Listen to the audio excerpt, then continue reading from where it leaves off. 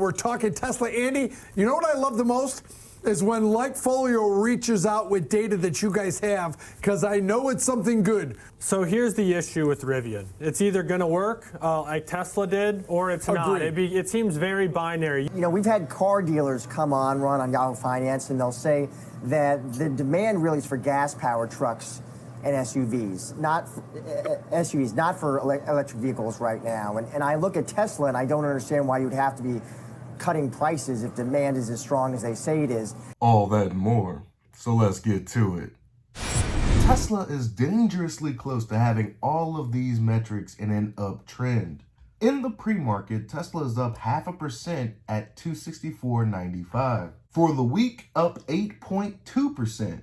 The monthly chart is basically flat, but technically it's up 0.23%. Again, the 3-month flat, but technically down 1.38%. Year to date, Tesla up over 120%. And if you go back an entire calendar year, up damn near 20%. As you know, the 5-year and the max, ridiculous action. But what happens when this 3-month chart turns positive? It's safe to say that Tesla is trending in an upward direction. But will the Q3 quarterly report derail all of this growth? Inquiring minds want to know. We're talking Tesla. Andy, you know what I love the most? Is when Likefolio reaches out with data that you guys have, because I know it's something good when you do that. So you came to us with the idea of Tesla today. So I'm excited to hear what you guys are talking about. What do you have for our viewers in Tesla?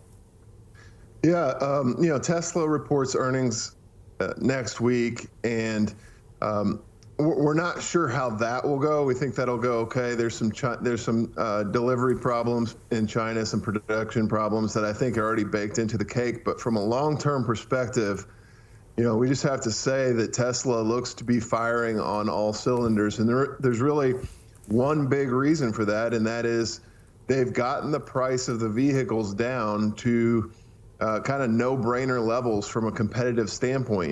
They've got the base Model 3 sedan now is at $39,000 or under $39,000, which is $9,000 less than the average car purchase price in the United States, and right there with a Toyota Corolla in terms of, from a competitive standpoint. All of a sudden, what, 4 or 5 years ago was a luxury kind of neat to have gimmicky type of thing to own a Tesla, and it was very expensive, is now right there on par with buying a Toyota Corolla. And who would have thought that we could get there? You can see the drastic price cuts that Tesla has been able to put out there really matches up really nicely with the cost of ownership. Interest rates have gone up considerably, so leasing or purchasing a car on a loan has gotten significantly more expensive. And so what Tesla has done is combated that through price cuts, and I think they're going to be able to maintain their margins while they do that. And the response from the consumer that we've seen to these price cuts has been extraordinary. Web visits to Tesla.com are up 59% year over year to all-time highs. Damn! The news coming out of Schwab is very, very positive for Tesla. I always have to keep that in mind to keep my confirmation bias in check. Now, I've done the research on Tesla and continue to do so, so I don't feel like I'm in any real danger of having this information sway me too much or send me down a path that I'm not already on. But it is quite refreshing to hear some positive news on Tesla, and this 90-day moving average for web visits is absolutely extraordinary. This is a massive, massive move from a company that gets most of its purchases through online channels, especially Tesla.com. So seeing those web visits at all-time highs in reaction to these price cuts tells us Tesla is creating basically a one-horse race and expanding the lead in the EV market, and now is just becoming a matter of time, we think, before it's just the dominant automotive company, period. Your mother right. Pretty soon, Tesla will become the synonymous word association when it comes to electric vehicles, much like Xerox was when it was for copiers. I don't know what it is now. People still use Xeroxes. I don't know, but you get my drift. I love the points, Andy, and you can feel the pressure being exerted from Tesla right now, making these decisions to move prices lower from strength, not necessarily from weakness, although you'll read that they're trying to spur demand, but your data is certainly suggesting different. I've read a lot about them maybe deploying, and they've been disruptors in many ways in this space, and the model of which you do business with them, very different than traditional autos. But this idea of the razor blade model, do you see anything in that where they're not necessarily even seeing the car possibly as the driver of actual bottom line earnings, but rather all the things that you can add to it, all the technologies they're working on, and this becoming more of almost a software or service-like company in the long term? Yeah, you can really feel that. You know, I feel that as a Tesla owner. When you get into the car, every couple of weeks, it's downloaded an update that makes your car even better at driving 79 miles an hour through traffic and going, you know, off the exits at the right time and making the turns all on its own. And I just think to myself, if a company can pull off that with me, you know, and my family sitting in the car and do that safely, then what can't they achieve from a software and artificial intelligence perspective? So I really think of Tesla as one of the biggest, greatest artificial intelligence plays there is. The computing power that they're amassing, the data that they're amassing, pretty much unrivaled among certainly any automotive companies. It could be unrivaled across the world, except for maybe Microsoft and Google. So, you know, I think your point is well taken. There's rumors, you know, that Elon Musk may roll out a smartphone at some point. You know, he's got the satellites in the sky. He owns the world's largest real-time, you know, conversation network in Twitter or X. And so you kind of can see where this could go a lot of different directions. And you could see, you know, a scenario where actually the car becomes, you know, that first hit that gets people into the ecosystem, much like Apple did with the iPhone. And then, you know, Tesla, X, whatever you want to call it, all becomes one big software as a service play. I could totally see how that could happen, and I wouldn't bet against it in any way. The Tesla ecosystem is real. I don't know about a Tesla satellite phone, but I wouldn't rule it out. But I think the answer to the question is all the things that become a recurring revenue stream for Tesla. Already you got the premium connectivity, allowing you to use the internet, stream music, all that other stuff, somewhere around $9.99 a month. That's a recurring revenue stream for Tesla operators. In addition to that, you could easily have Tesla insurance, another recurring revenue stream. Naturally, Tesla owners are going to gravitate to these specific Tesla-centric products and generate consistent revenue streams for Tesla. On top of that, you got the supercharger network that is being opened up to other auto manufacturers. The expansion and reach of Tesla goes beyond their ability to sell the vehicle. The drum I beat whenever we talk about Tesla is the pipeline, right? And Cathie Wood came out with a statement that is quite incredible. She said by 2027, their move into autonomous driving, right?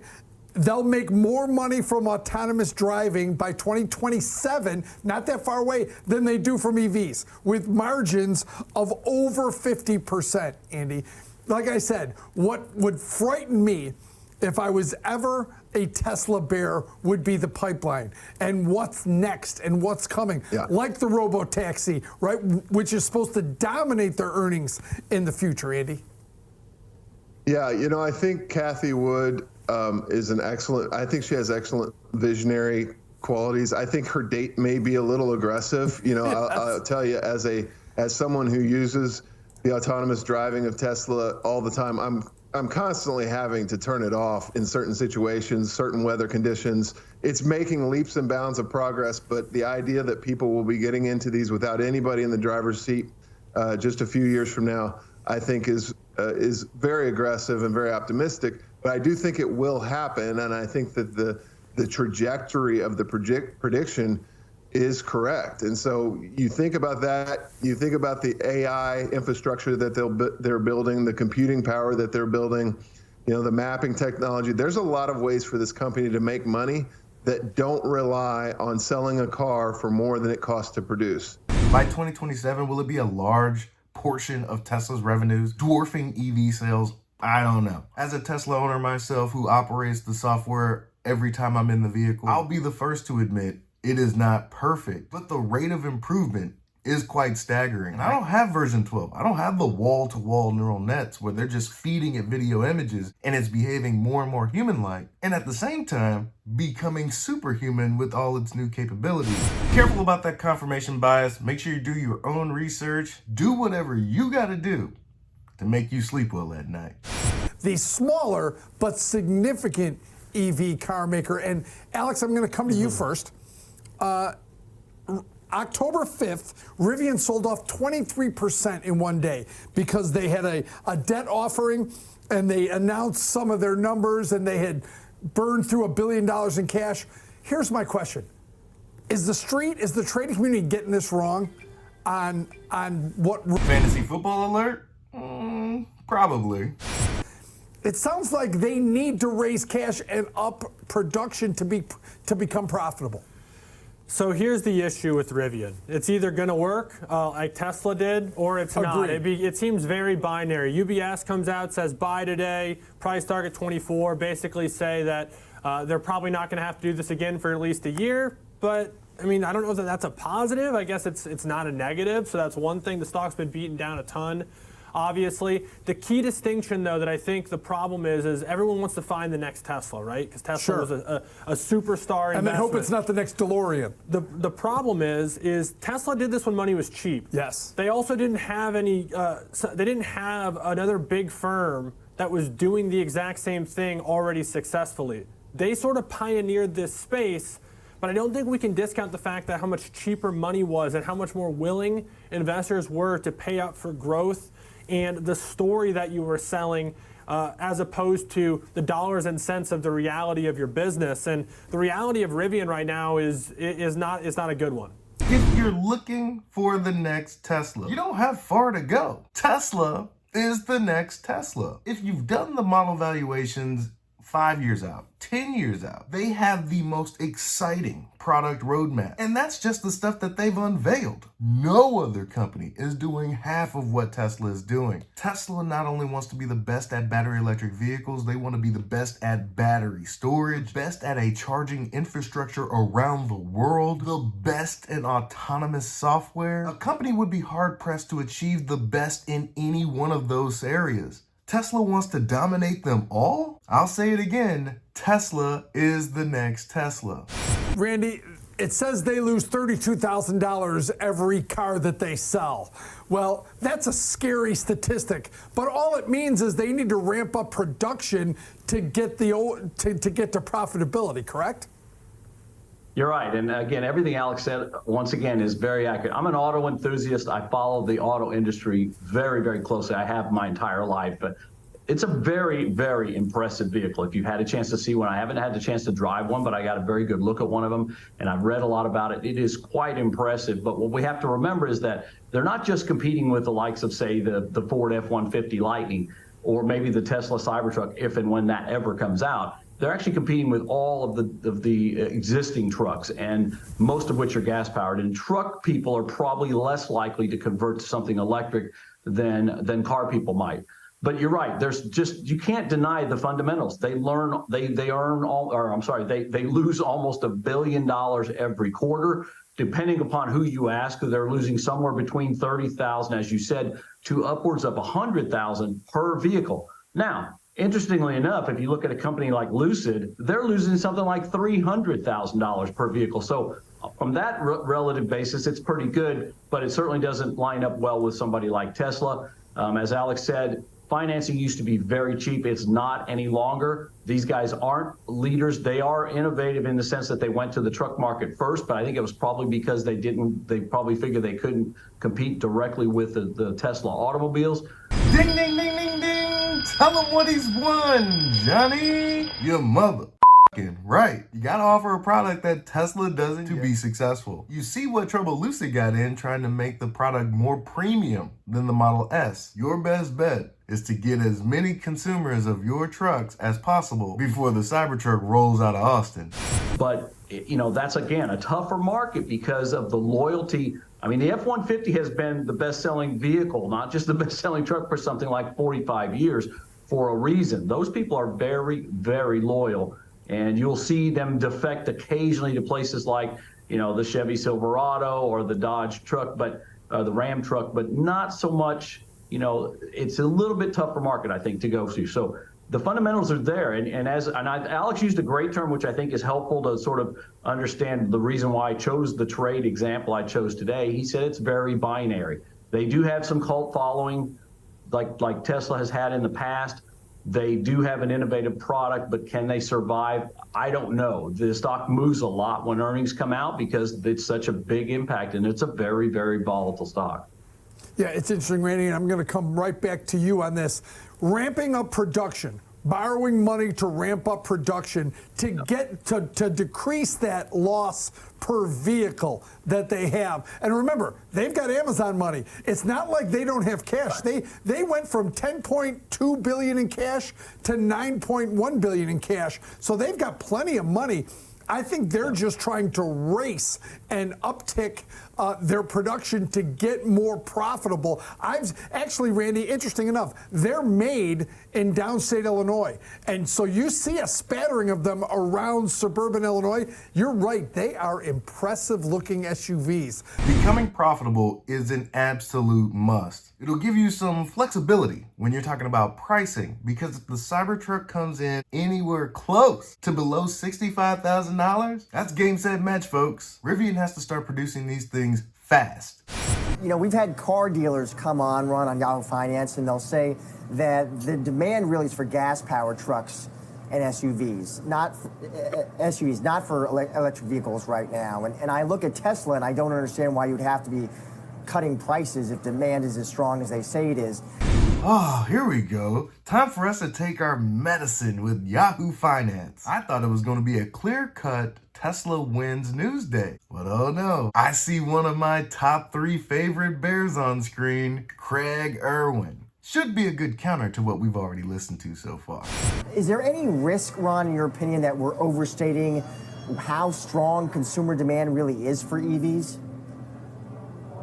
Yeah, at least in the U.S., I think that is probably a fair characterization. I think what we've seen this year with Tesla's price cuts, give or take, the Model Y entry level is roughly 30% cheaper than it was at this time last year, and I think a lot of that is attributable to buyer preference. We've done a lot of work on the TAM of buyers. It tends to be very central. I mean, it tends to be very coastal in terms of who the buyer is, and it tends to be very affluent. So I think the benefit of the Inflation Reduction Act tax credits hasn't been as much as analysts would have thought this time last year. But no, I think that's a fair characterization that when you think of pickup truck buyers, they tend to be more loyal to the brands. And I think what we've seen so far, at least with the early entrance into the EV pickup market, there's been a strong preference for the gasoline-powered options. And Ron, what do you think would change that or motivate more demand for the EVs? Is that going to be a function of building out the infrastructure? What are the variables, the factors? Yeah, I think economics matter here always. So the starting price points for electric pickups are quite a bit higher than the starting price points for gasoline pickups today. And to really realize the benefits of an electrified pickup, it's over the life. But right now, purchase price and, more importantly, interest costs, so that monthly payment number, are really prohibitive for a large portion of buyers in the U.S. So I think it's a mix of time, macro, and then also like proliferation of technology bringing down costs ultimately, because it is prohibitive for the average buyer today. This guy's pretty practical. Price is the mitigating factor, along with it's a fairly new technology. The loyalty will be a hurdle. Rivian, not necessarily designed to be a work truck, probably could perform those duties admirably, but with its current price, it's probably safer to just go with what you already know. And I guess you know where I'm going with this. Depending on the Cybertruck's price, hypothetically comes in under $65,000, people are going to start seeing these things everywhere once production ramps up. I fully expect them to pass Rivian this time next year when it comes to production of the Cybertruck. I guarantee you, people will purchase the best product available. Craig, let's bring it back then to the ecosystem that is being developed around these vehicles as well, right? Not just the ecosystem today, but the ecosystem that's receiving a lot of investment right now, including from the U.S. government. Do you think that the sort of charging system that's being built out in this country is too big for what's expected in terms of EV adoption? No, I mean, I think that there's room actually over the next few years for incremental funding in the space. I think it would make a lot of sense.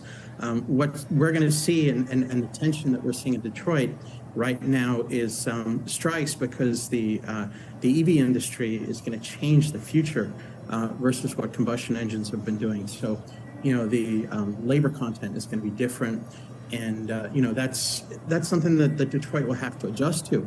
So infrastructure is a very, very important part of adoption. The automotive industry in this country has been heavily subsidized for decades at different times through things like TARP and other mechanisms. Frankly, to build the EV charging infrastructure out there, we probably need another $10-20 billion on top of the $7.5 that's been set aside. But there's bright spots, right? You can actually drive coast to coast. EVs are, a good option in most areas of the country. And quite frankly, utilization is growing on the networks out there. So one of the stocks we're recommending investors look at closely is EVgo. We're bullish on EVgo right here. Why? Because even though inventories are climbing on the lots of the mainline auto dealers, many of them are seeing their EV inventories at 90 days or plus. EVgo is not seeing it, right? They're seeing actual charging rates on the networks become 10% of miles driven versus what they were at about 5% just a couple of years ago. And you compare that to Tesla drivers, 15% up there. So there's a discrete mix towards people charging, not in their home, not at their workplace, but to using EV chargers to go longer distances, drive their EVs more. I think the investment in infrastructure is the right thing to do because it drives jobs in America. And, it's not really that heavy compared to some of these other things that have happened out there. Now, I'm not going to lie. I'm a little disappointed. I expected some way bearish news coming out of Craig Irwin there. But yeah, I agree with Craig here. There needs to be a little bit more infrastructure. If EVgo is seeing an uptick, battery electric vehicle adoption is growing exponentially. The faster we can produce these vehicles, the more people will purchase them, and the more that will be on the roads. This disconnect that analysts associate with Tesla price cuts as weakening demand for battery electric vehicles couldn't be further from the truth. This is where there lies opportunity. In conclusion, Tesla is dominating, and if you're looking for the next Tesla, guess what? You don't have to look far. It's Tesla. We seem to be having conflicting reports about the EV demand, specifically Tesla. EV adoption is on an exponential curve, limited only by its production. That's all I got for you today. Be easy. Peace.